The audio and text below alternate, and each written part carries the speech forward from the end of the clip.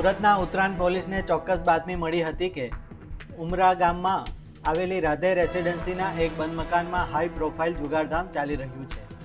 આ બાતમીના આધારે ઉત્તરાયણ પોલીસની ટીમે અચાનક દરોડા પાડ્યા હતા. જ્યારે પોલીસ ઘરમાં પ્રવેશી ત્યારે ત્યાંનો નજારો જોઈને ખુદ પોલીસ પણ ચોંકી ગઈ હતી. ઘરમાં કોઈ પુરુષ નહીં પરંતુ 7 મહિલાઓ એકઠી થઈને નસીબ અજમાવી રહી હતી અને જુગાર રમી રહી હતી. પોલીસે રેડ દરમિયાન આ તમામ 7 મહિલાઓની ધરપકડ કરી લીધી છે.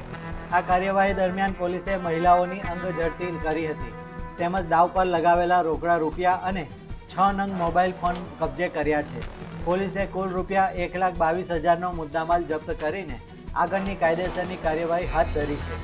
રહેણાંક સોસાયટીમાં મહિલાઓ દ્વારા જ આ પ્રકારે જુગારધામ ચલાવવામાં આવતા સ્થાનિક પંથકમાં પણ ભારે ચકચાર મચી ગઈ છે.